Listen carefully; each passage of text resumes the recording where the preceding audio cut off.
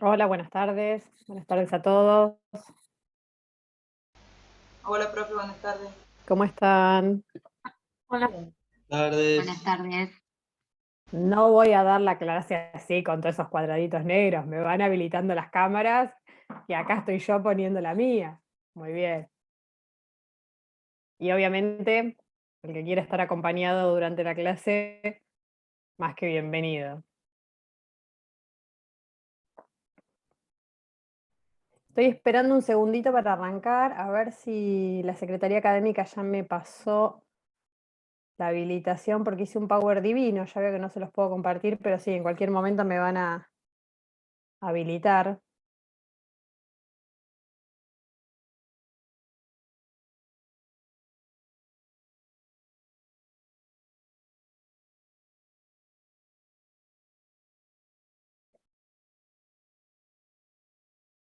Ahí está. Creo que ahora me pasaron como administrador y lo puedo compartir. Excelente.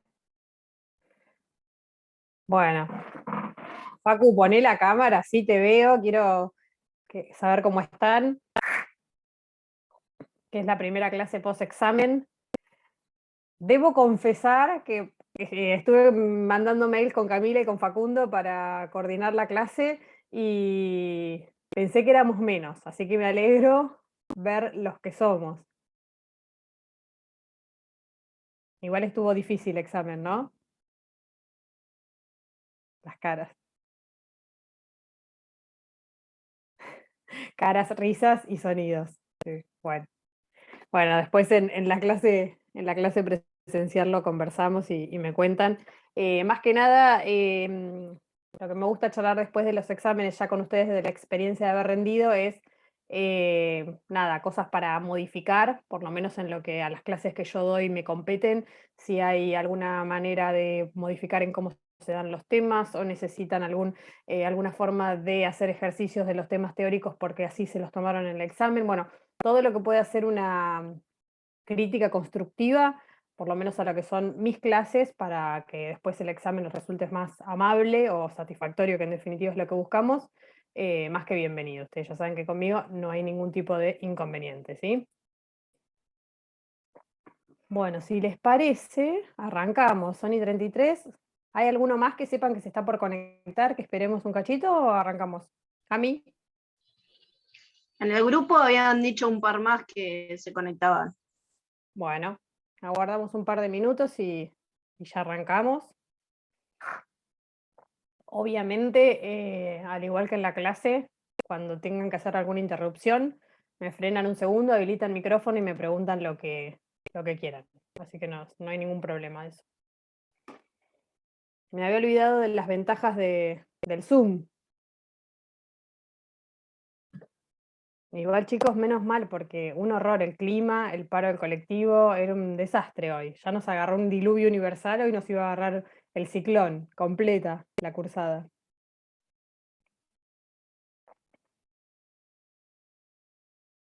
Bueno, ¿les parece que vamos arrancando y el que se sume en todo caso le vamos comentando lo que estamos charlando? Bueno, antes de compartir pantalla, les comento que en esta segunda parte, conmigo, los días martes, vamos a ver la unidad temática número 10, que es la teoría general de la impugnación, el sistema recursivo, generalidades y recursos ordinarios. Esta unidad se conoce como, ¿qué vamos a estudiar juntos? Para simplificar, recursos ordinarios. ¿Es importante? Sí, chicos, es sumamente importante. Ordinarios para el ejercicio de la profesión les va a resultar el ABC. A los efectos del el examen se toma, está en la parte recursiva de recursos ordinarios se toma, y al igual que la unidad número 11 que van a ver con el titular de cátedra, con el doctor del Cerro, que recursos extraordinarios también. Son súper importantes estas unidades recursivas. Así que atención.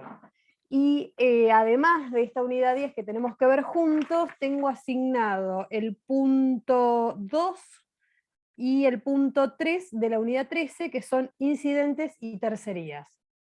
Así que unidad 10 completa y punto 2 y 3 de la unidad 13, incidentes y tercerías. Esos son los tres temas que tenemos que estudiar juntos o conversar juntos en esta segunda parte, que no sé hasta cuándo ¿Hasta cuándo se dan? ¿O todavía no vi la fecha de examen nueva del segundo? ¿Usted ya la tiene, la del segundo parcial? ¿La fecha? No. El 4 de julio. Ah, ya está el 4 de julio. Bueno, para la próxima clase entonces organizo bien.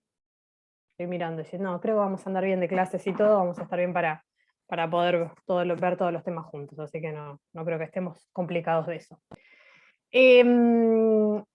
Vamos a arrancar con la unidad número 10.1 y un poquito del punto 2 calculo que vamos a llegar. Voy a utilizar muchos conceptos y mucha terminología de lo que estudiaron en la unidad 9 para el examen previo, la parte de resoluciones judiciales. Vamos a hablar mucho de cómo se ataca una providencia simple, como una sentencia interlocutoria, como una providencia simple, una sentencia definitiva. Así que es importante que tengan en claro estos conceptos que estudiaron hace poquito. Si hay alguna duda, me preguntan, me dice, Vicky, borré lo que estudié la semana pasada, que es la providencia simple, y avanzamos en cómo se ataca, porque si no sabemos qué es, dudo que podamos entender cómo se cuestiona, que es más o menos el análisis que tenemos que hacer hoy con la parte recursiva. Pero no nos adelantemos, le voy a compartir el Power. Ya saben, cualquier cosa, me interrumpen. Y si quieren este Power que les preparé, después se los mando, no tengo ningún problema. Bueno, me interrumpen cualquier cosa, tengo algunas ventanitas acá a la vista. Me voy un poquito antes. Ahí está. Unidad número 10, teoría general de la impugnación, o como les dije hace un ratito, recursos ordinarios. ¿Qué nos propone el programa en el punto 1 para arrancar? Dice instancia única y doble instancia. ¿Qué es esto de los recursos y los sistemas impugnativos? Como primera medida, esto de única instancia y doble instancia se refiere a quiénes van a ser, acá estoy mirando los errores de ortografía de única mal escrito, bueno, quiénes van a ser los que van a resolver las instancias recursivas que vamos a plantear. Única instancia o doble instancia es una cuestión de política legislativa, es decir, ¿qué resolvió el legislador? ¿Qué va a resolver? ¿Quién va a ser el que va a resolver o cómo se van a resolver los recursos que se planteen o que el mismo código nos proponga? El sistema recursivo de única instancia es el sistema que se establece en algunos ordenamientos procesales donde no existen los tribunales de segunda instancia. No sé si se acuerdan el ordenamiento procesal, y si lo estudiamos en esta parte o lo estudiaron en elementos de la actuación profesional, cómo son las instancias del Poder Judicial. Ustedes saben que tenemos jueces de primera instancia, que son los que dictan por la primera sentencia definitiva, interpuestos los recursos de apelación, que es lo que vamos a ver hoy. Si hay una doble instancia como política legislativa, depende del fuero, vamos más adelante, va a haber una cámara de apelación. Un poco como más medida excepcional podemos tener a la Suprema Corte y finalmente la Corte Suprema de Justicia de la Nación. Esa es como la pirámide de organismos jurisdiccionales que pueden ir resolviendo nuestros planteos a medida que vamos utilizando las instancias recursivas. ¿Qué quiero decir con todo esto? Que como política legislativa, algunos ordenamientos jurisdiccionales tienen única instancia y otros tienen una doble instancia. ¿Entendiendo en qué? La única instancia, en principio, en la provincia de Buenos Aires, los tribunales que tenemos generalmente de única instancia son los fueros laborales. Es el ejemplo más claro de lo que es la única instancia. ¿Qué no tienen estos tribunales, estos sistemas de única instancia? Justamente los tribunales de alzada, o lo que se conoce como las cámaras de apelaciones, que son la segunda instancia. Por el contrario, que así se los marqué en el cuadro comparativo, en la doble instancia sí existen tribunales de segunda instancia, como son el fuero civil, fuero comercial, fuero contencioso administrativo. ¿Qué marca la diferencia en estas cuestiones de única instancia y doble instancia? En los tribunales en los tribunales de única instancia generalmente la primera instancia o la única instancia, por decirlo de alguna manera, son tribunales. En el Departamento Judicial de Mar del Plata, que el ejemplo de única instancia es el fuero laboral, lo que tenemos nosotros son tribunales laborales. En este momento hay 4 tribunales laborales, hay un 5º tribunal laboral que va a entrar en actividad a la brevedad, ya están designados las juezas y todo, así que en breve vamos a tener el 5º tribunal laboral en la ciudad de Mar del Plata. ¿Qué quiere decir que tribunal compuesto por 3 jueces? O sea, un organismo compuesto por 3 jueces. aunque este ejemplo de única instancia y foro laboral, así como se los estoy hablando, está proyectado para diluirse, y en breve es la idea que estos tribunales laborales se conviertan en juzgados unipersonales y desaparezca esta instancia única y se conviertan en doble instancia. ¿Por qué tengo este cuadro comparativo? Porque en la doble instancia justamente lo que tenemos son juzgados unipersonales y sí una segunda instancia, que es la Cámara de Apelaciones, donde ahí sí hay un tribunal colegiado. ¿Cómo está compuesta la Cámara de Apelaciones Civil y Comercial de Mar del Plata? En 3 salas, o sea, una misma Cámara con 3 salas, con 2 jueces cada sala y un presidente que integra en caso de disidencias en alguna de las salas.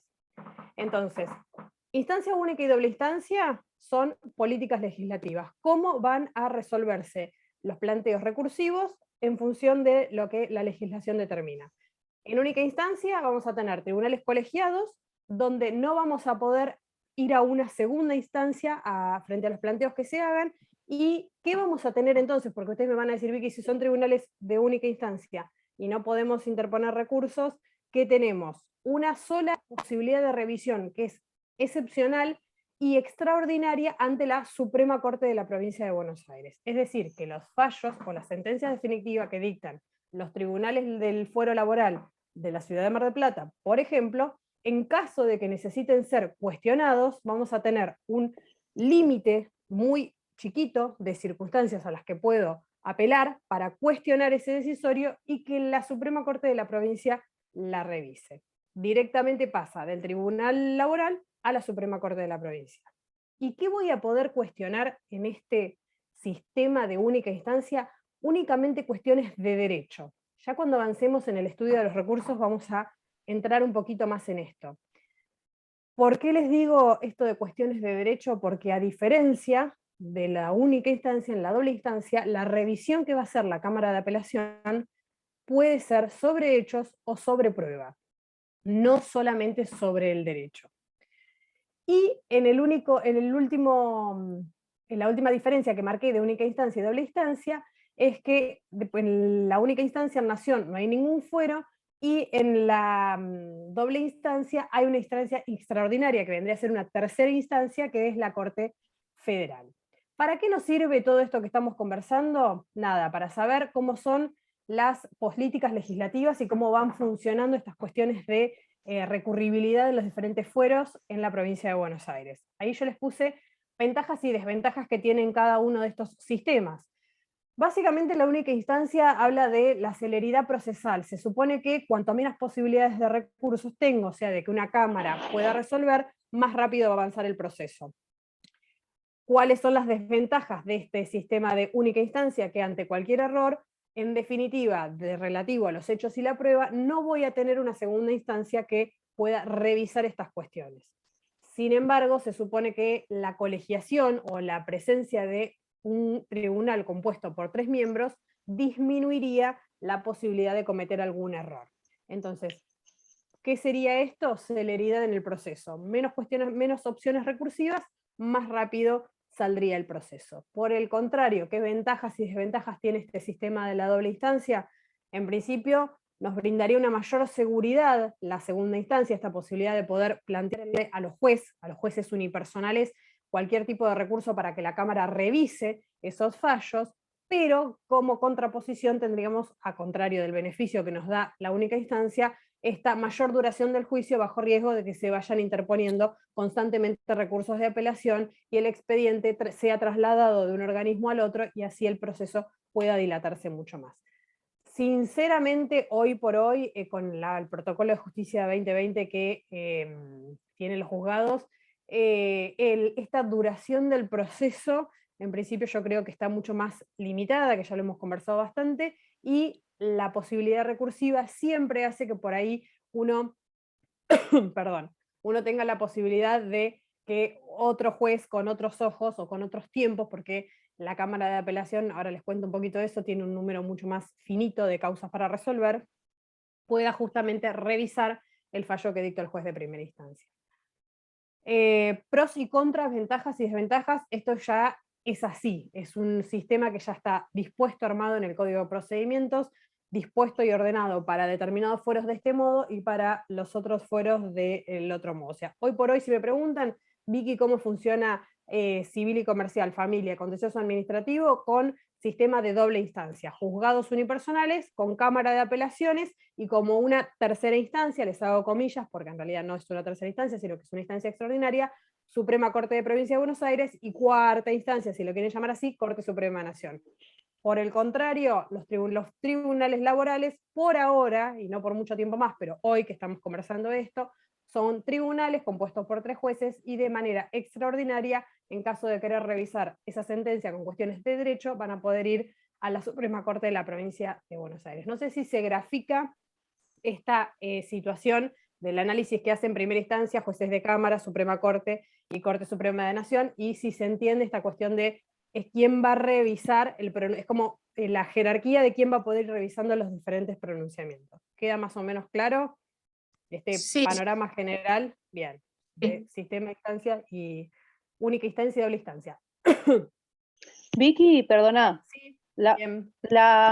cuando se va a la Corte Suprema, ¿es habiendo agotado el recurso de la Suprema Corte en una Sí. instancia de tribunales? Sí, sí, en general, después vamos a ver, ustedes van a ver conmigo algunos y con los restantes docentes otros.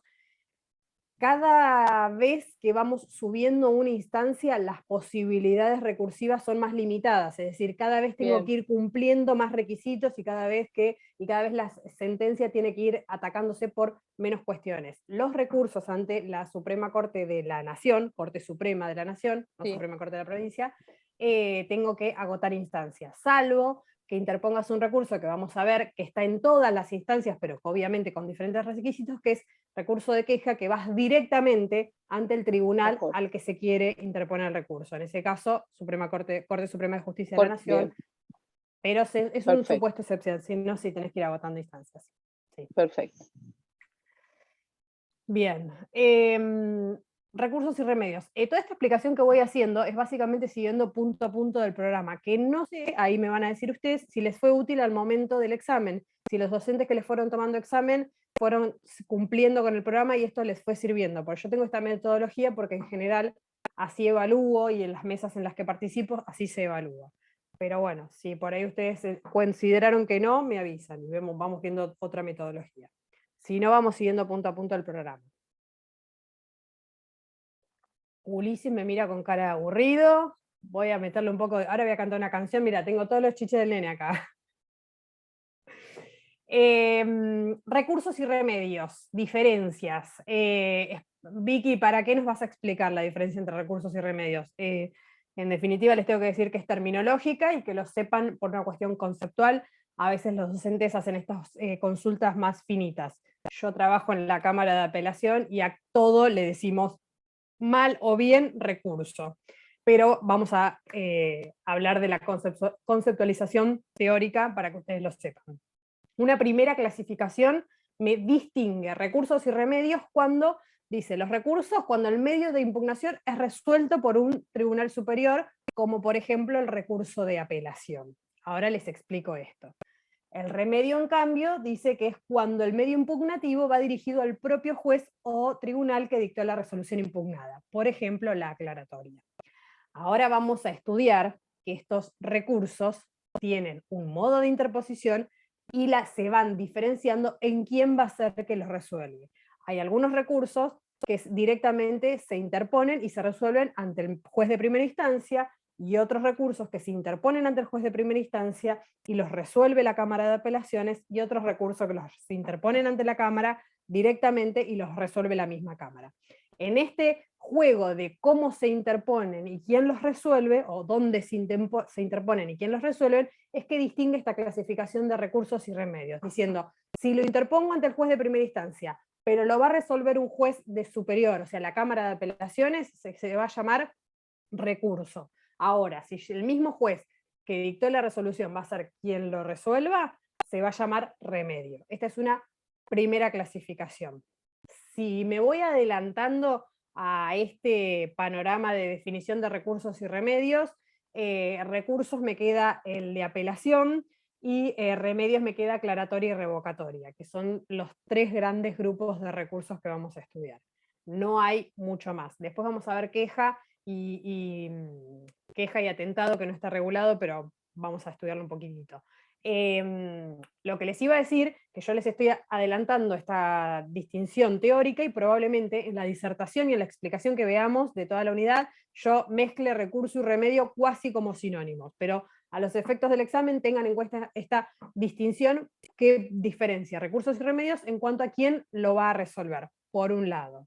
Por otro lado, otro criterio para diferenciar remedios de recursos, podemos entender al remedio como el género y al recurso como la especie. ¿En qué sentido?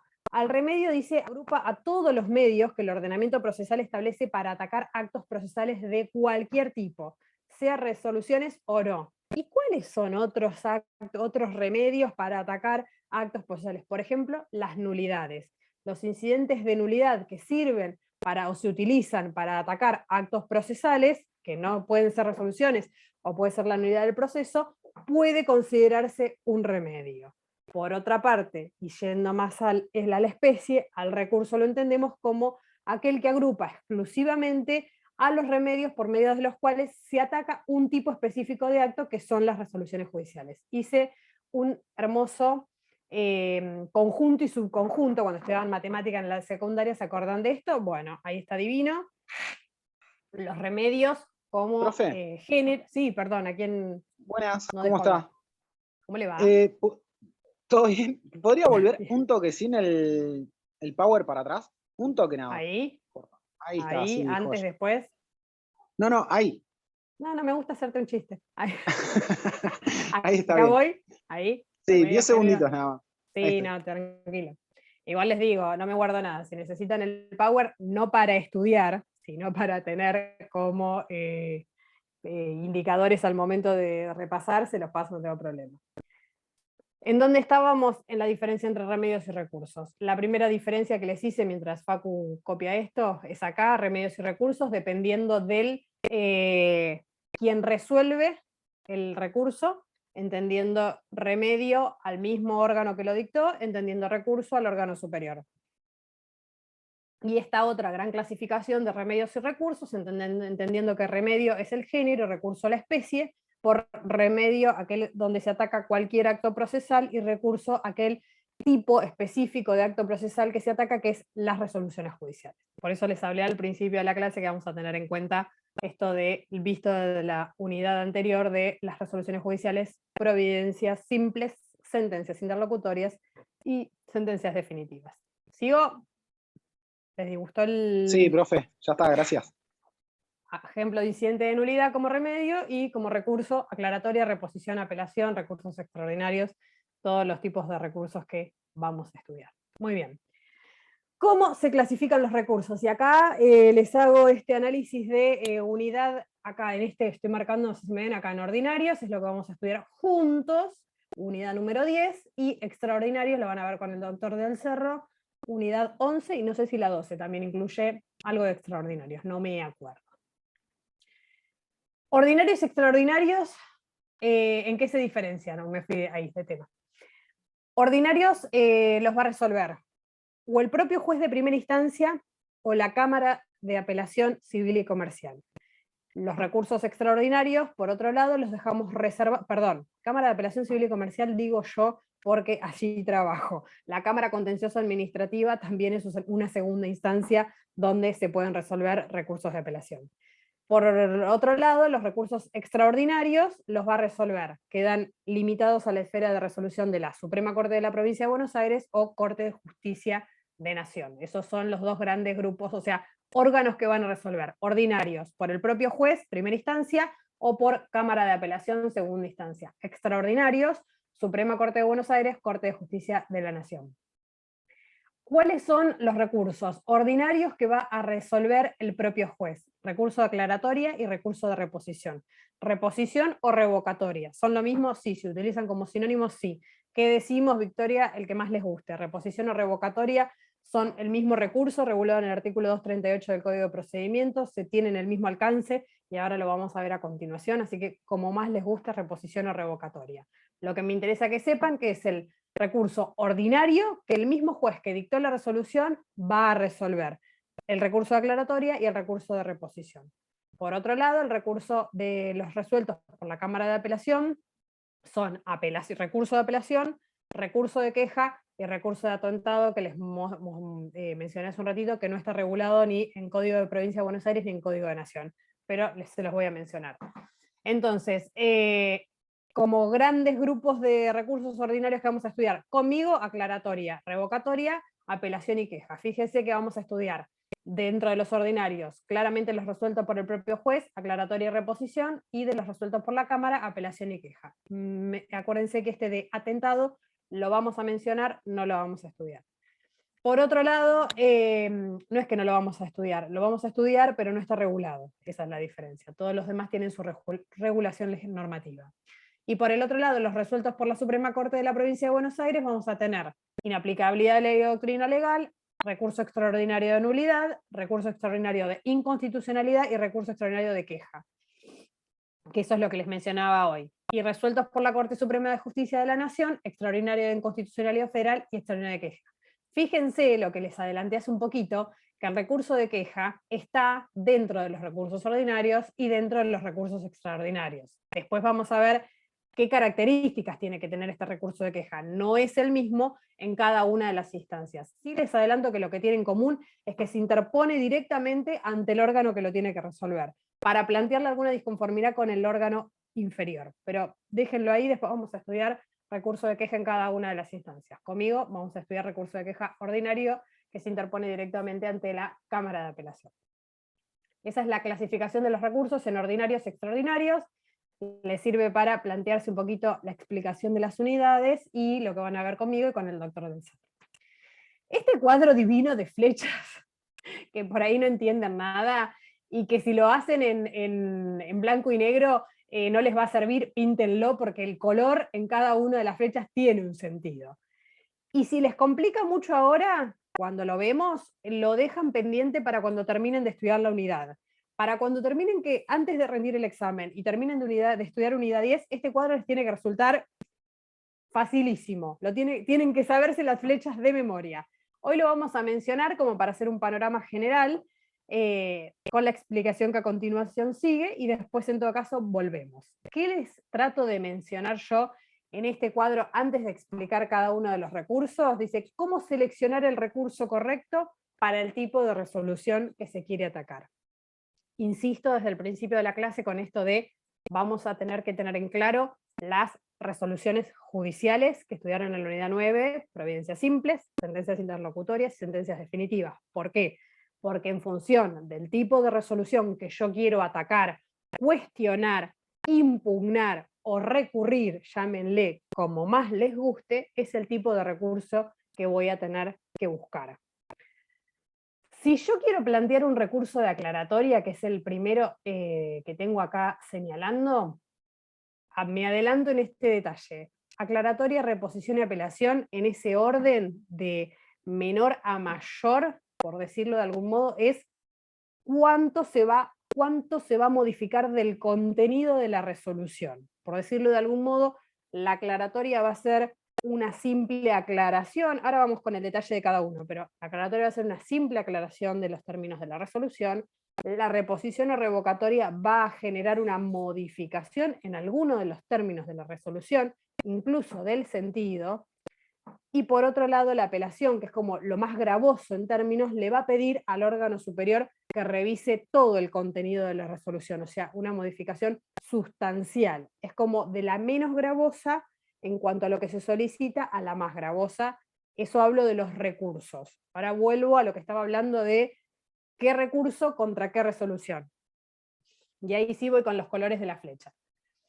El recurso de aclaratoria, que solo se utiliza, y ahora lo vamos a ver con detenimiento, para corregir errores materiales, aclarar conceptos oscuros o subsanar omisiones. Esto que estoy diciendo así tan sencillo, y que ahora lo vamos a ver dónde está legislado, para el examen tiene que fluir. Recurso de aclaratoria, ¿para qué se utiliza? ¿Contra qué se utiliza? ¿Qué término tiene? Todo tiene que fluir. Como primera medida, ¿para qué se utiliza el recurso de aclaratoria? Para corregir errores materiales, aclarar conceptos oscuros o subsanar omisiones. ¿contra qué tipo de providencia se puede plantear un recurso de aclaratoria? Para adelantarme, contra todas. Acaba la primera fecha contra las providencias simples, sin distinguir esto de causa en gravamen irreparable, eso lo dejamos para la revocatoria. Aclaratoria contra providencias simples se puede plantear. Aclaratoria contra sentencias interlocutorias podemos plantear, y aclaratoria contra sentencias definitivas podemos plantear. O sea que el recurso de aclaratoria se puede plantear, fíjense que ahí utilicé recurso siendo que es el mismo juez el que la resuelve, pero el recurso de aclaratoria se puede plantear contra cualquier tipo de providencias simples, sentencias interlocutorias o sentencias definitivas. ¿Qué pasa con Doctora, la perdón. reposición? Sí, Para las que causen un gravamen irreparable, ahí vamos, causen, la reposición. ¿no es la de reposición? Perdón, porque estaba Ahí un poco vamos. confundido. Ah, bien, bien.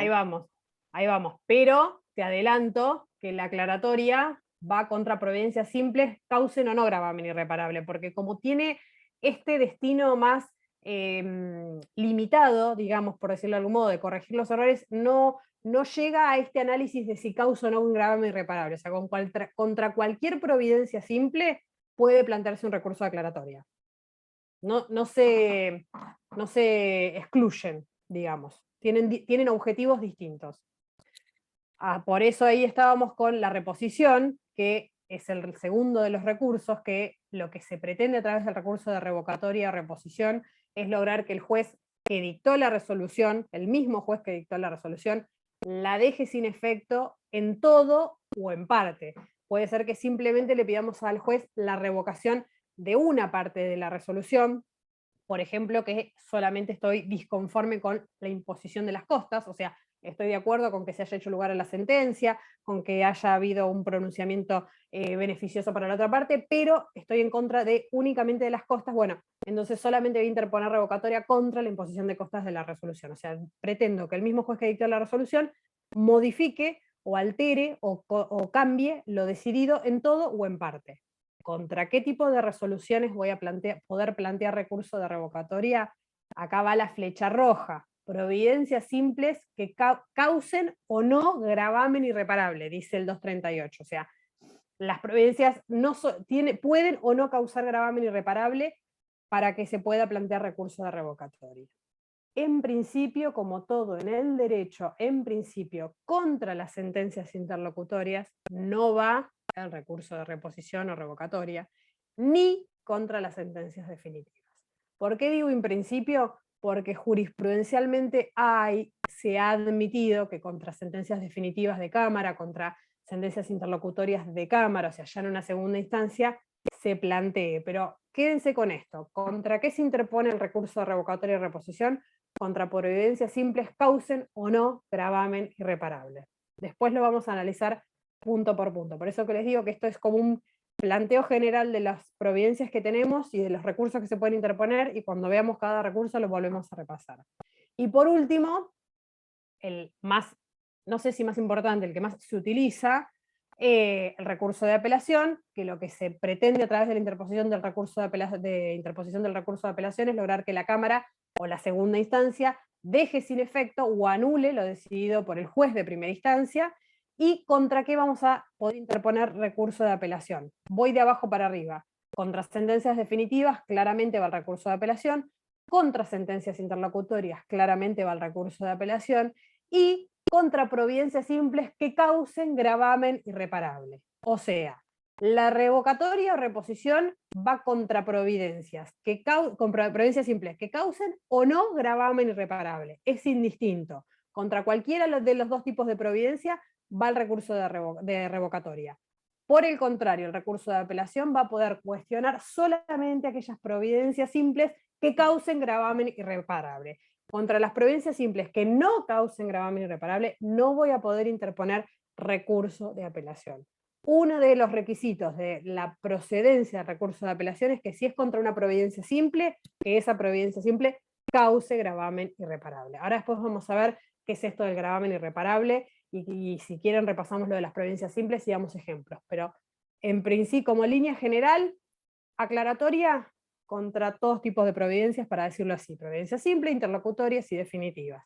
Recurso de reposición o revocatoria contra providencias simples que causen o no gravamen irreparable. Independientemente de eso, contra los dos tipos de providencias va la recurso revocatoria. Y como les dije, en principio no revocatoria, ni contra interlocutorias, ni contra definitivas.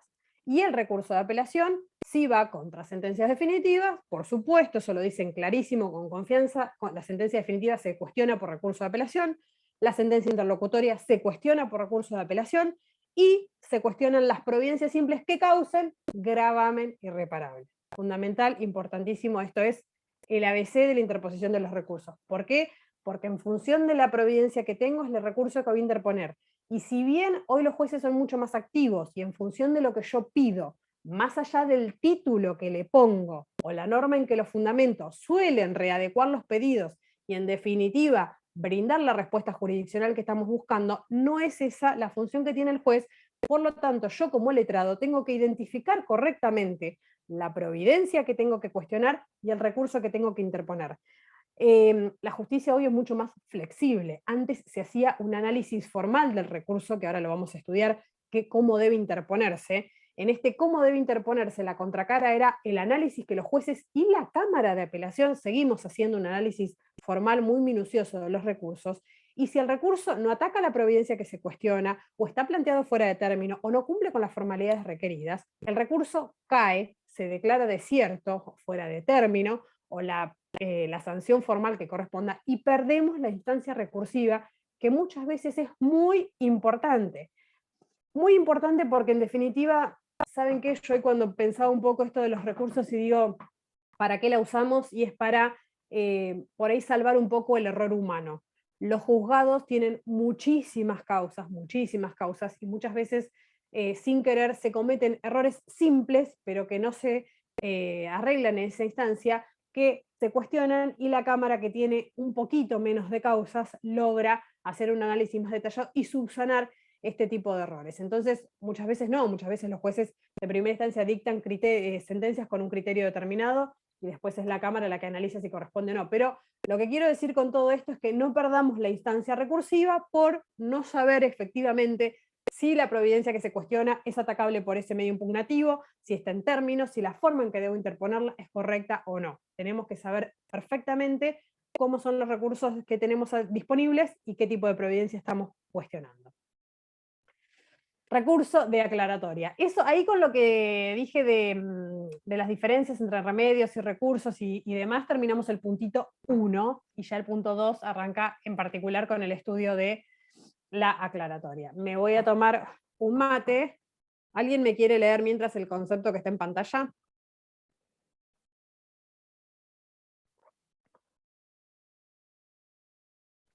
¿Quiere que lo Camila, lea? te tengo ahí. Dale, sí. ¿Qué ¿Sí? es el recurso de aclaratoria? Facu, dale. Bueno, dice, concepto, por medio de la aclaratoria, el mismo juez o tribunal que dictó una resolución puede subsanar las deficiencias materiales que ésta contenga. Espere que justo está su foto ahí, y que ésta contenga, corregir espere que te errores de corro. redacción Ahí. o integrarla de conformidad con las peticiones oportunamente formuladas. Bien. Arasi. Fabuloso.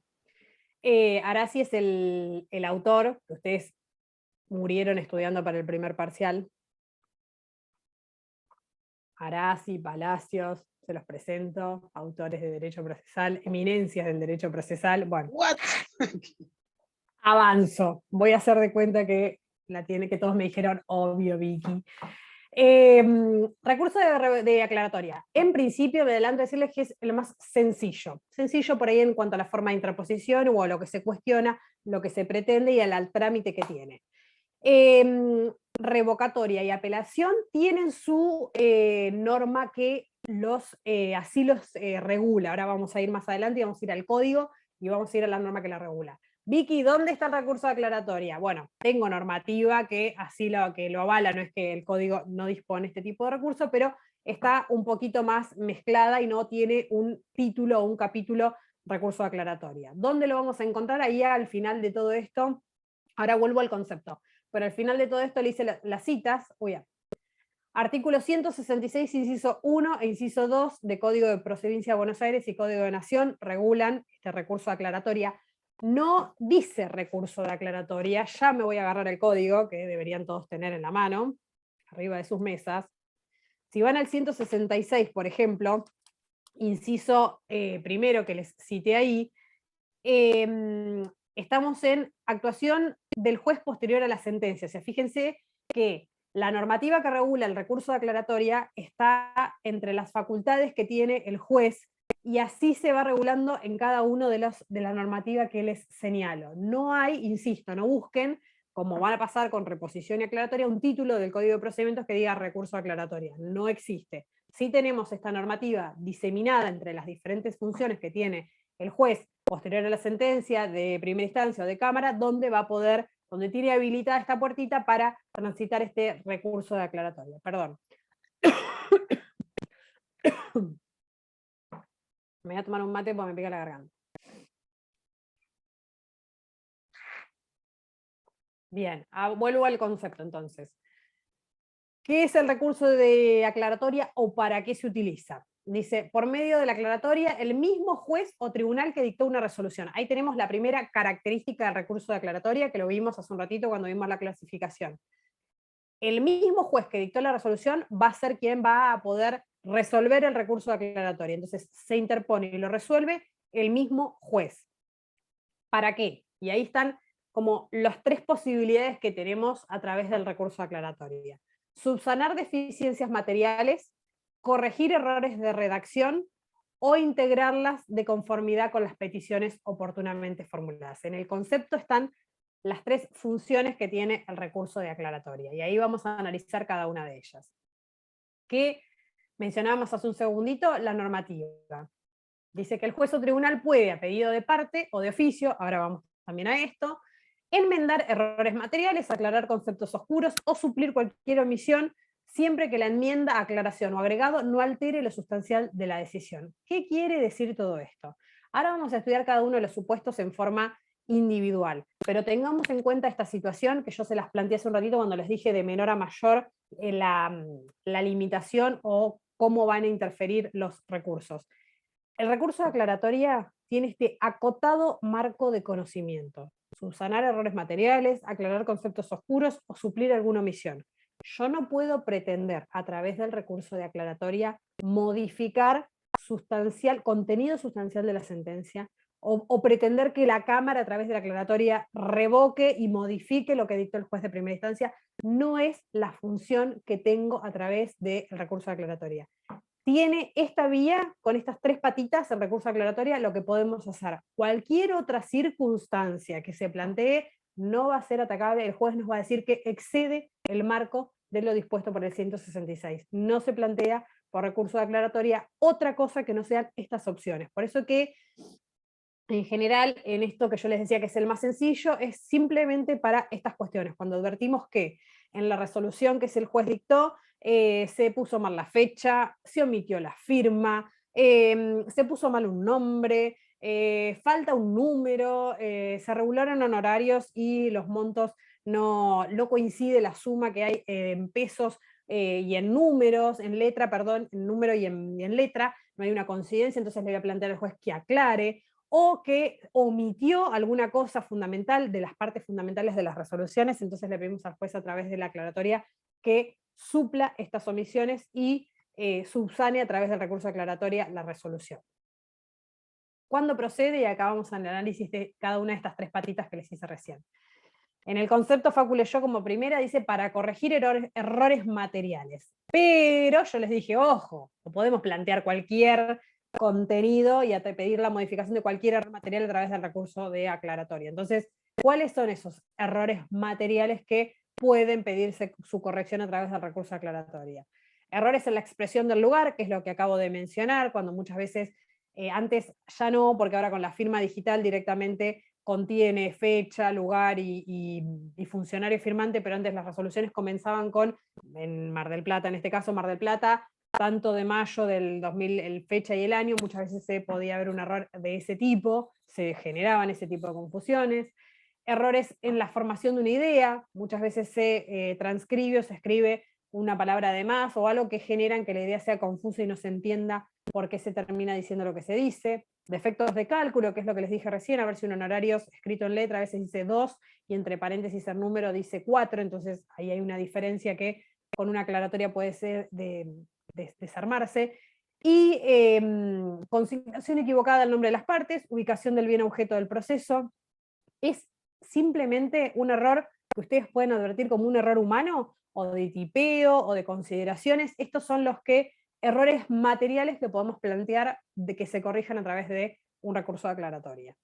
¿Qué podemos usar también a través de la aclaratoria? Aclarar conceptos oscuros, dice, cuando la sentencia carece de precisión o hay contradicción entre los considerandos y la parte dispositiva. Repito e insisto, no podemos pretender la modificación de lo decidido a través del recurso de aclaratoria, pero sí, si entendemos que hay una inconsistencia que puede ser aclarada a través de este remedio, se plantea, y siempre obviamente va a quedar la facultad del juez de considerar o no la procedencia de este recurso que estamos interponiendo, pero si hay falta de precisión en algún dato de la sentencia, si no se especifica bien en alguna parte si se está hablando del actor, del demandado, o de un tercero que citamos, y hay alguna confusión a ese respecto, y hay alguna inconsistencia en esto de las partes de la sentencia definitiva, de los considerandos y la parte dispositiva, podríamos utilizar también este recurso de aclaratoria. Es siempre dependiendo del caso, el error que advertimos y cuánto tenemos habilidad a través de este remedio. Y por otro lado, el último supuesto, dijimos que el juez expida sobre temas oportunamente propuestos y omitidos en la sentencia. Básicamente dice, la sentencia debe contener la decisión expresa, positiva y precisa de conformidad con las pretensiones deducidas en el juicio. Esto lo repetimos muchísimo en la primera parte. Dijimos que los escritos constitutivos de la litis marcan la demanda y la contestación, marcan las reglas de juego, y el juez tiene que resolver en función de las cuestiones, las pretensiones planteadas en esos escritos constitutivos, y de este modo es que si hubo alguna cuestión, alguna pretensión que efectivamente fue planteada y tratada en el proceso y el juez omitió tratarla en la sentencia, algún rubro en particular, muchas veces en los procesos de daños que se reclaman muchísimos daños, puede haberse omitido el tratamiento de algún daño en particular, puede plantearse a través de este recurso que se corrija y se aclare la sentencia dictada. Después vamos a ver ahora en un cachito cuando terminemos de recurso que la aclaratoria, si el juez efectivamente hace lugar y aclara la sentencia o la resolución o la providencia que estamos cuestionando, la resolución cuestionada y la resolución de la aclaratoria van a formar una única sentencia. Es como que existe, como que se incorpora, se complementa y existe una única sentencia que está compuesta por la sentencia o la providencia dictada originariamente y lo resuelto en el recurso de aclaratoria, forman una unanimidad. Si se hace lugar, o sea, si efectivamente se aclara la resolución, la providencia o la sentencia, si no directamente queda la original. ¿Cómo se interpone y de qué manera? Fundamental. Entonces vimos qué es, contra qué se interpone, y vamos a ver cómo se interpone y en qué plazo. En primera instancia, contra todos los tipos de resoluciones que vimos, son 3 días desde que yo puse desde que se notificó la sentencia, pero incluyan en el término sentencia, resolución interlocutoria o providencia simple. Son 3 días para plantear el recurso de aclaratoria.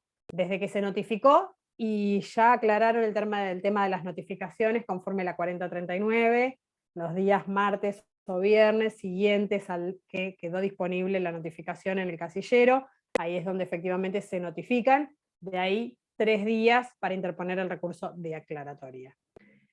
En cámara, o sea, si lo que se pide es la aclaración de una sentencia dictada en cámara, el plazo aumenta un poquito más y son 5 días desde que se notificó la sentencia de cámara de apelación.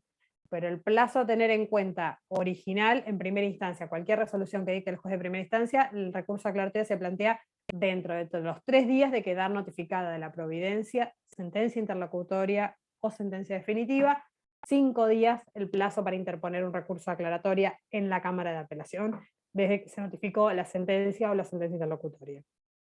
En ambos casos, ya sea en primera instancia o en Cámara, el recurso de aclaratoria se va a presentar por escrito, debidamente fundado, perdón, señalándose específicamente cuáles son los errores materiales, o la parte oscura, o la omisión en el pronunciamiento en el que se hubiere incurrido. Es decir, tengo que explicarle detalladamente al juez qué estoy pidiendo que se aclare y qué es el error que estoy advirtiendo. Señor juez, interpongo recurso de aclaratoria porque se omitió el tratamiento de la pretensión deducido en la demanda, el rubro reclamado, porque hay un error material en el DNI de la parte actora, en el nombre de la parte demandada, en el lugar donde se ubica el inmueble objeto del desalojo. Tengo que ser específicamente claro, justamente, para pedirle al juez que me aclare la sentencia y qué es, si es un error, si es una omisión, o si incurrió en alguna, hay una parte oscura que no se interpreta qué es lo que el juez quiso decir. Tengo que explicárselo detalladamente.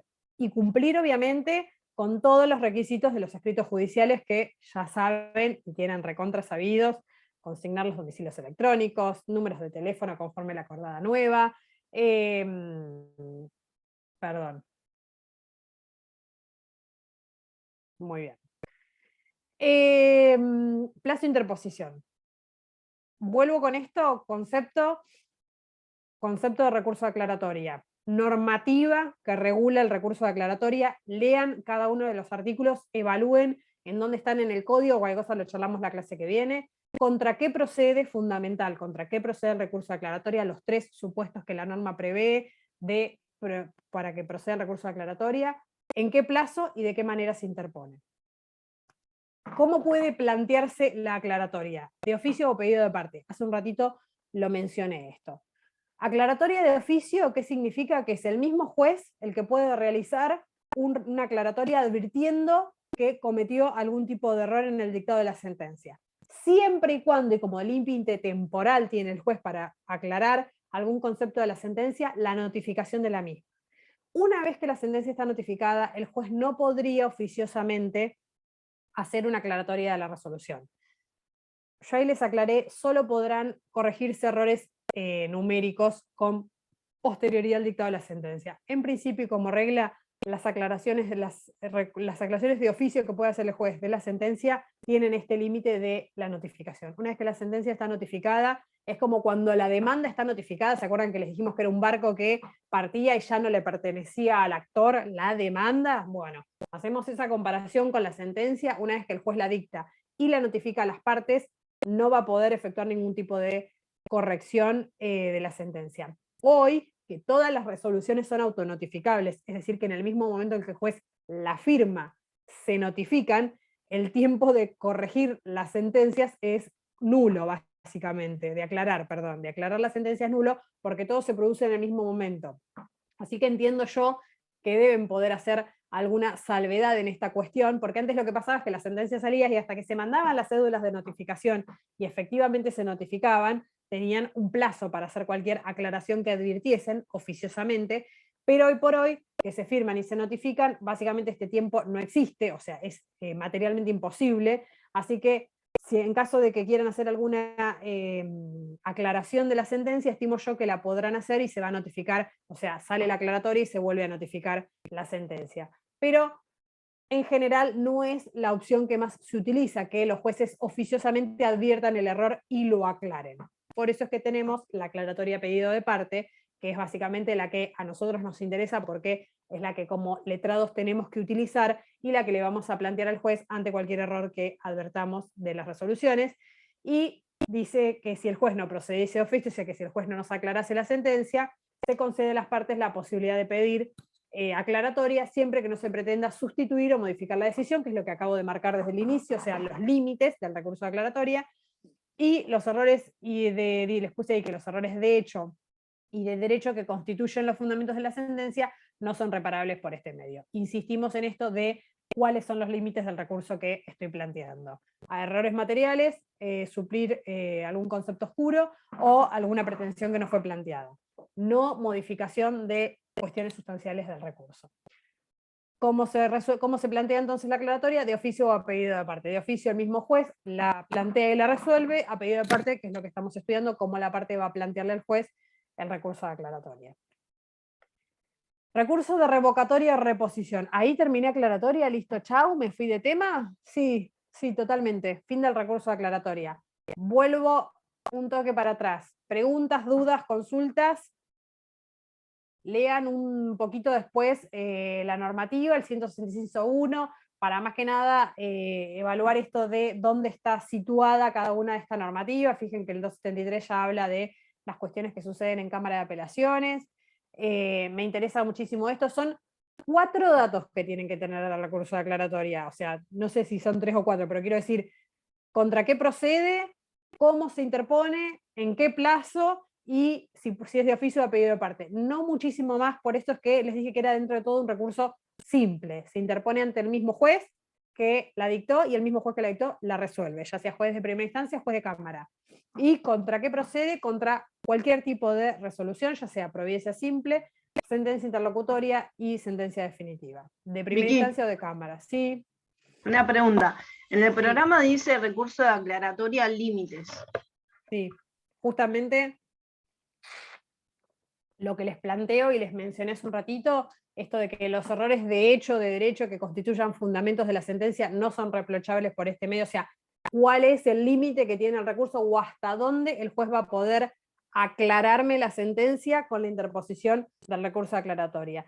Todo lo que exceda o lo que pretenda modificar lo sustancial de la resolución no va a poder atacarse por recurso de aclaratoria. Ese es lo que dice el programa límites del recurso de aclaratoria, lo que no puede modificarse por este medio. O sea, yo tengo una providencia simple, que lo que tiene es un error sustancial, que necesito que se deje sin efecto esa providencia, claramente no es el recurso de aclaratoria lo que voy a plantear. Si yo tengo una sentencia definitiva, lo que pretendo es un aumento del monto por daño moral, claramente no voy a plantear recurso de aclaratoria. Esos son los límites del recurso, que lo tiene la aclaratoria y lo tienen cada uno de los recursos que vamos a ver. Al contrario, al estudiar contra qué procede, o sea, la contracara de cuál es el límite, es contra qué sí podemos plantearlo, es donde vamos conociendo cuál es la esfera de conocimiento de cada uno de los recursos. Así como estudiamos hace un ratito con las flechas, contra qué providencia lo vamos a plantear, lo que vamos a estudiar con los recursos es cuándo procede, o sea, qué pretendo hacer, qué recurso voy a utilizar. Y ahí está la astucia del abogado en qué remedio interpongo y de qué manera. Porque ahora vamos a ver una combineta que puede haber de reposición y apelación, que es una revocatoria con apelación y subsidio. Ahora lo vamos a ver. Me adelanto a decirles por si se les ocurre que no existe el recurso de aclaratoria con apelación y subsidio. El recurso de aclaratoria se plantea solito, no hay una combinación de recursos subsidiarios. Sí hay de revocatoria, no la aclaratoria con planteos subsidiarios. Me adelanté igual porque vi revocatoria, pero déjenlo ahí lo de la apelación subsidiaria, que ahí vamos. Bien, ¿cómo estamos? Perfecto. Seguimos un poquito más, ¿están todos bien? Avanzo con revocatoria. Ya con esto empieza a complejizarse un poquito la cuestión en cuanto al trámite que tiene el recurso, no porque sea difícil, sino porque el trámite que tiene por ahí es un poquitín más complejo que el de aclaratoria. Dice recurso de revocatoria reposición, resposición, ahí el error ortográfico omítanlo, reposición, artículos 238 al 241 del Código Procesal de la Provincia de Buenos Aires y Código Procesal de la Nación. Ahí está la diferencia en lo que planteé recién de aclaratoria de la regulación normativa. Sí lo tenemos regulado en Provincia de Buenos Aires, no en el recurso de revocatoria, no así el de aclaratoria. Efectivamente, estoy yendo al 238, si me acompañan, dice título cuarto, recurso, sección 1, reposición, y arranca el tratamiento del recurso de reposición. ¿Qué es el recurso de reposición o revocatoria? ¿Cuál es el concepto? Dice que es el recurso que tiene por finalidad que el mismo órgano que dictó la resolución que se impugna reconsidere su contenido, sustituyéndolo total o parcialmente por otro diferente. Volvemos. Dijimos hace un rato cuando hicimos el planteo de los recursos que esto era el recurso de revocatoria, estaba destinado a cuestionar providencias simples que causen o no gravamen irreparable. ¿Y cuál es la finalidad entonces que tiene? Esto justamente, que el mismo órgano que dictó la resolución, y vamos con la primera característica del recurso de revocatoria, el mismo órgano que dictó la resolución, reconsidere su contenido sustituyéndolo total o parcialmente por otro diferente. O sea, el mismo juez que dictó providencias simples que causen un gravamen irreparable va a evaluar si se equivocó o no, por decirlo de algún modo, si cometió un error o no, y va a generar la modificación de la resolución. El mismo juez. Esto lo resalto porque es lo distintivo después del recurso de apelación, que va a ser la Cámara quien resuelva. El recurso de reposición se interpone y se resuelve por el mismo juez que dictó el proveído que se cuestiona. Importante, les puse ahí, ¿contra qué procede? ¿Contra qué procede el recurso de revocatoria?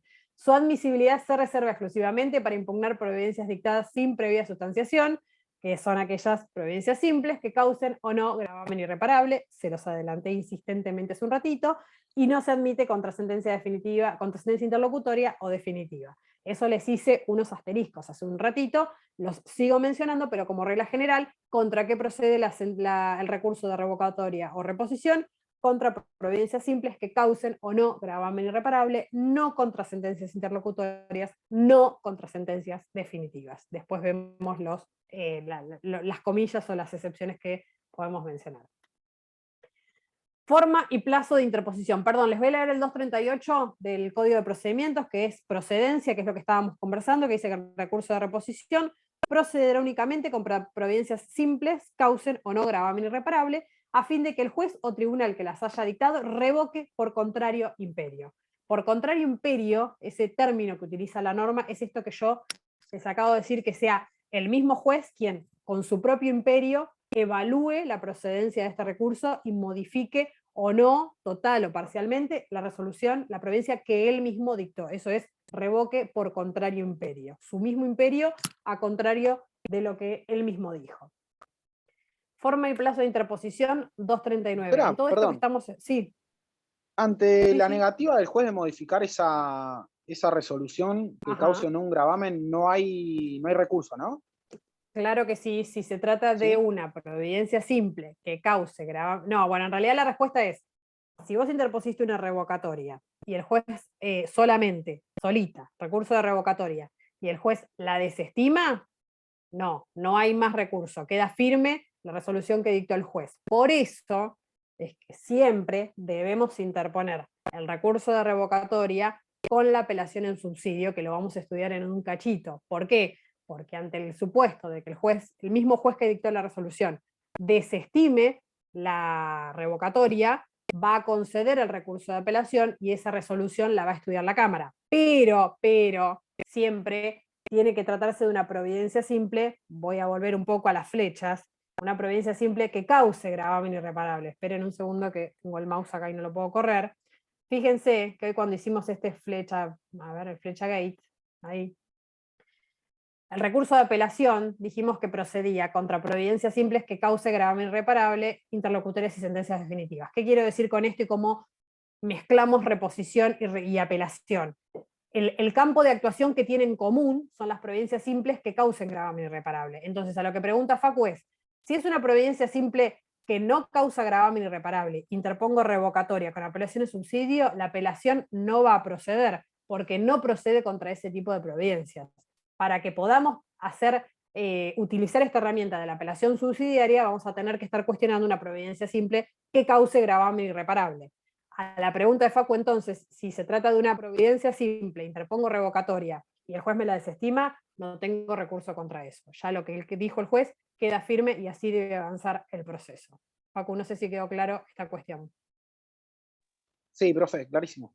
Bien, perfecto.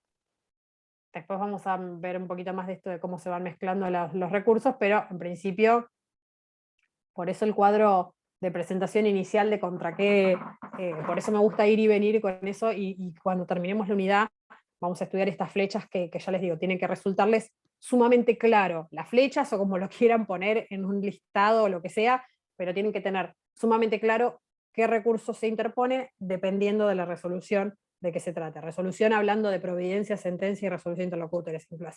Cuando hablo de resolución, hablo en términos generales. Vuelvo. Forma y plazo de interposición del recurso de revocatoria, artículo 239. ¿Cómo se interpone o ante quién se interpone? Es la primera pregunta, ante el mismo juez que la dictó, ya lo dijimos. Interpuesto y simultáneamente fundado. Después vamos a ver que el recurso de apelación primero se interpone en un escrito y después se funda, después lo vemos, pero en este caso el recurso de revocatoria se interpone debidamente fundado. El código diferencia esto de interposición y fundamentación, hablando como si fueran actos procesales independientes, porque de hecho en el recurso de apelación lo son, o sea, un escrito presentando donde dice interpongo recurso de revocatoria, y en el mismo escrito vamos a tener que decir y fundo, o y fundamento, interpongo recurso de revocatoria, fundamento. Después vamos a ver que lo que pretendería el código en el recurso de apelación es, en un escrito interpongo recurso de apelación, se concede la apelación, y en otro escrito separado, hay un perro que está muy mal en mi barrio, interpongo recurso de apelación, y en un escrito separado fundo recurso de apelación. Pero cuando digo que interpongo y simultáneamente fundado, vamos con esto, en el recurso de revocatoria es en un mismo escrito, interpongo recurso de revocatoria y fundo. Eso es esta característica de cómo se interpone.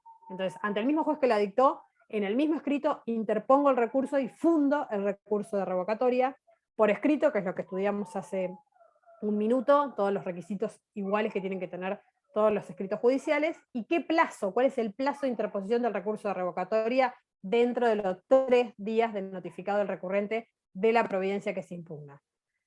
Ahí les puse, dice, salvo si la decisión atacara se dictara en el curso de una audiencia, en cuyo caso la interposición y fundamentación debe realizarse en el mismo acto en modo verbal, porque si bien no se llama revocatoria técnicamente, así como lo estamos estudiando, puede suceder que en el marco de una audiencia, más que nada en las cuestiones probatorias que ustedes ya estudiaron, se impugne una cuestión que diga la contraria, y eso se entiende que es un procedimiento que se solicita que el juez revoque en el mismo acto, y eso se da todo oralmente. O sea, el planteo de la revocatoria, por decirlo de algún modo, contra la sustanciación que está si existe la otra parte, y la resolución que el juez dicta. Todo eso se hace en el acto de audiencia, pero sacando esta excepcionalidad de lo que transcurre en la audiencia, y vamos a lo formal general. Escucho un micrófono que me hace ruido. Perla tiene el micrófono abierto. Ah. Ahí, listo. Sacando esta cuestión de la audiencia, le decía cómo se interpone el recurso de revocatoria formal en los expedientes normalmente, por escrito, dentro de los 3 días de notificado el recurrente de la provincia que se impugna, y por escrito con todo el cumplimiento de los requisitos de los escritos judiciales que acabamos de mencionar. Estúdienlo así en este sentido. Recurso de revocatoria, ¿contra qué se interpone? ¿Qué tipo de providencia? ¿Cuáles son los alcances? ¿Cómo se interpone? ¿En qué plazo? Recurso de revocatoria, ¿cuáles son los alcances? ¿Contra qué se interpone? ¿En qué plazo? Tengan estos 4 detalles de los recursos que tienen que fluir en sus mentes a la hora del examen. Esta línea de tiempo, después, por eso si quieren les paso el power, y si no le paso las líneas de tiempo, estaba en impresiones en algún momento, no sé si sigue estando impresiones y sigue estando esta línea de tiempo. En realidad se las puse para decirles lo que no tengan en cuenta. Ahora vamos a ver, esto es el trámite del recurso de revocatoria, pero me parece que tengan algunos detalles en cuenta por si utilicen cosas viejas, como este detalle de notificada por nota a la providencia, esto no pasa más. O sea, ojo con estas cosas que por ahí están buenas porque es gráfico el trámite del recurso de reposición, pero ojo con aquellas cosas que ya no funcionan en función de las modificaciones que han estado estudiando por las acordadas y demás. Ahora vuelvo a la línea de tiempo, pero primero quiero estudiar un poquito esta cuestión conceptual. Voy a decir 2 cosas más y con esto terminamos, porque me interesa que estén frescos para estudiar esta parte. ¿Cómo es el trámite del recurso de revocatoria? Y ahí les puse, no es siempre el mismo, depende del origen de la resolución que se ataca. Como primera medida les dije que el recurso de revocatoria se interpone ante el mismo juez por escrito, y dentro de los 3 días de que la parte se anotició de la providencia que ahora cuestiona. ¿En qué va a diferir este trámite del origen de la resolución que se ataca? A ver, Vicky, ¿cómo es eso del origen de la resolución que se ataca? Ahí les hice 2 estrellitas divinas en A y B. La estrellita A dice que si la providencia que se ataca provino como 2 opciones. Respuesta a un pedido de la misma parte que ahora la cuestiona, es decir, la parte actora hizo una petición, el juez la resolvió, y la misma parte actora ahora no está de acuerdo con eso e interpone recurso de revocatoria. Ese sería el supuesto A, la estrellita A, inciso A. Supuesto B, de una decisión oficiosa del juez, es decir, que el juez, en el marco de las facultades ordenatorias que tiene, dictó una providencia que ahora alguna de las partes no considera que debe ser de ese modo. En estos 2 supuestos, el recurso se plantea dentro de los 3 días que las partes quedan notificadas, por escrito, fundado, como acabamos de mencionar, e inmediatamente el juez la resuelve. Ese es el trámite que tiene la revocatoria en estos supuestos, cortito y sencillo. Si la misma parte que hizo un pedido, ¿es la misma parte que interpone la revocatoria? O en el caso de que sea el juez que oficiosamente dictó una resolución que alguna de las partes no coinciden que es correcta, inmediatamente el juez la va a resolver sin sustanciación alguna. Voy con el caso B y si hay dudas volvemos. Ahora, ¿cómo es el trámite o en qué diferencia, cómo cambia el trámite de la revocatoria si la resolución que se ataca proviene de un pedido de la parte contraria? Fíjense que yo recién les dije, por ejemplo, la parte actora es un pedido, el juez resuelve y la misma parte que hizo el pedido interpone la revocatoria porque no esté de acuerdo. En este caso es distinto. La parte actora hizo un pedido, el juez resuelve, la parte demandada interpone el recurso de revocatoria. ¿Qué va a pasar y qué le sumamos al trámite en esta circunstancia? Que el juez, antes de resolver inmediatamente, como lo hizo en el caso anterior, va a tener que correr traslado por nota. Ese por nota, en definitiva, si quieren, por nota conforme lo que conocemos ahora como resolución autonotificable, o sea, en el mismo momento que sale el traslado se notifica por 3 días. La contraria va a contestar el traslado o no, o sea, si vencido el plazo para contestarlo no lo contestó, el juez va a resolver la revocatoria. Dicho esto, voy a ir a la línea de tiempo a ver si clarifica un poco esto que estoy explicando. En este inicio, el juez dicta una providencia simple que causa o no un gravamen irreparable. Acá está la parte general. En el plazo de 3 días, la parte tiene posibilidades de recurrir. En los supuestos que vi hace un ratito, perdón, acá vuelvo, mezclo la línea de tiempo con el trámite, con los supuestos que vimos.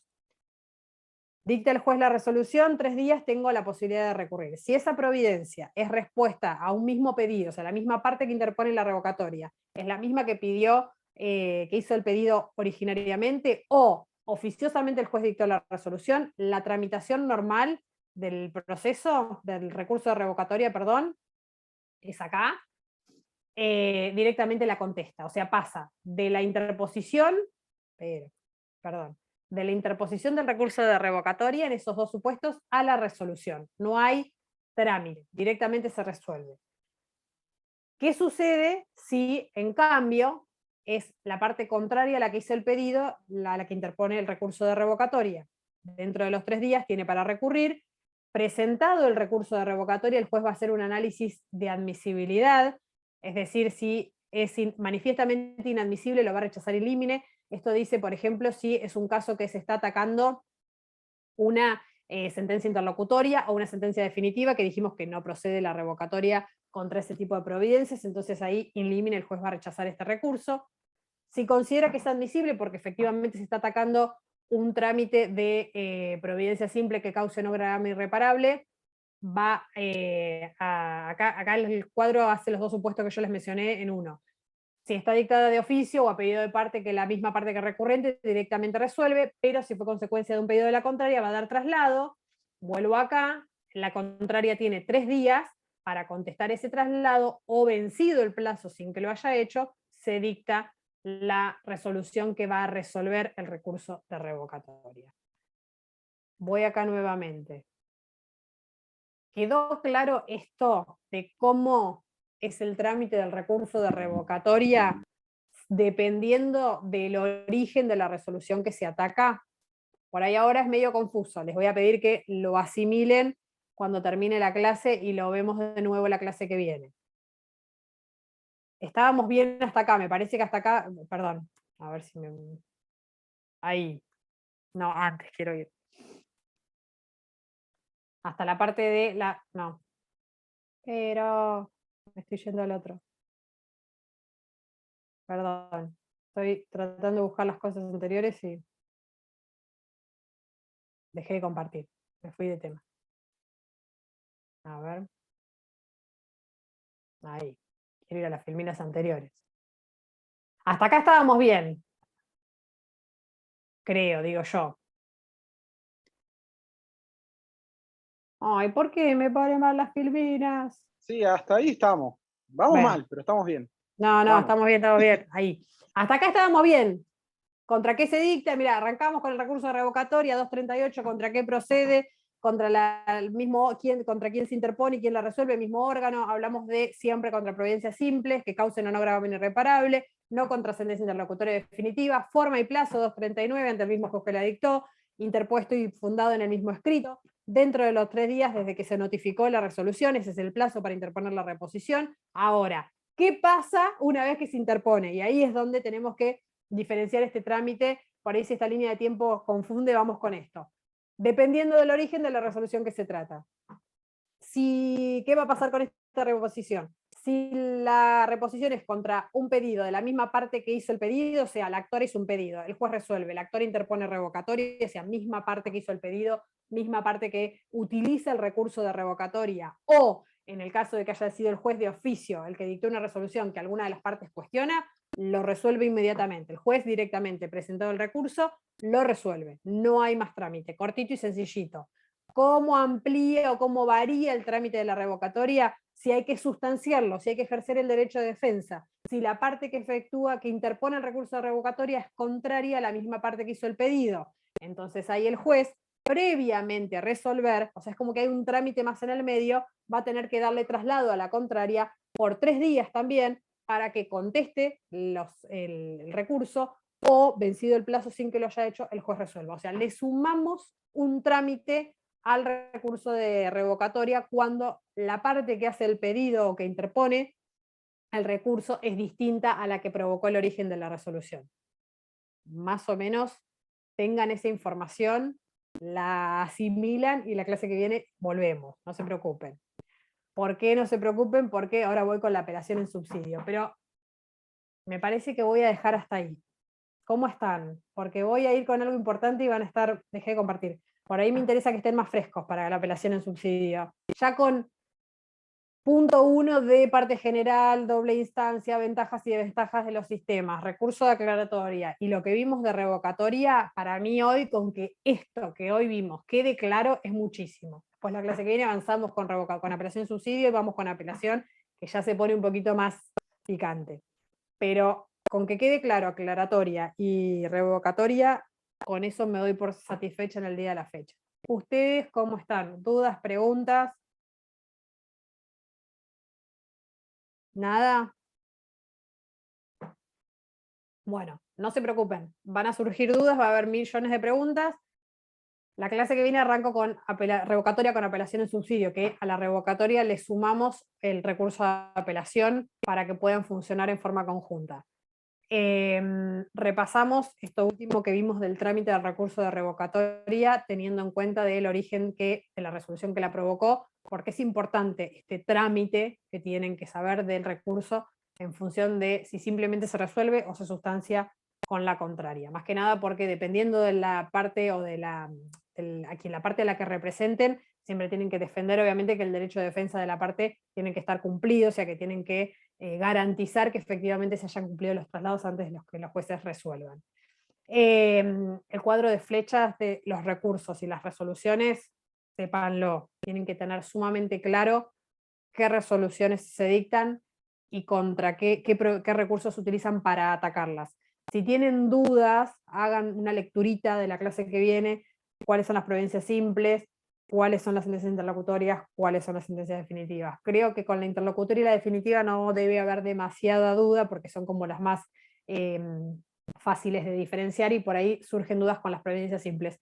Lo que estaba pensando cuando armé el Power hoy, que les voy a traer, bueno, si estoy en la facu les llevo ejemplos para que vean una providencia simple, cómo es, qué formato tiene, cómo se dicta, qué condiciones cumple, lo mismo con una interlocutoria y una definitiva, para que vean cómo es la resolución que efectivamente el juez dicta y firma, qué forma tiene, cómo es, si alguno no lo vio, por ahí todos han tenido acceso, si no la tienen se las muestro, para que por ahí gráficamente uno entienda mejor cuando dice providencia simple, bueno, cómo es. Y vamos a ahondar para el recurso de apelación específicamente, esto de la providencia simple que cause un gravamen irreparable. Bueno, creo que he hablado lo suficiente hoy, que ya no necesitan escucharme más. Si no tienen preguntas, nos vemos el martes que viene, supongo, en la facu. ¿Sí? Perfecto, Genial, gracias. ¿Vamos? Gracias, profe. Gracias, Bueno. doctora. Vamos. Bravo, Nos hasta luego. vemos, profe. Muchas Buena gracias. semana para todos. Que estén Igual, bien. Chau, chau, adiós. Chao, hasta luego. Adiós.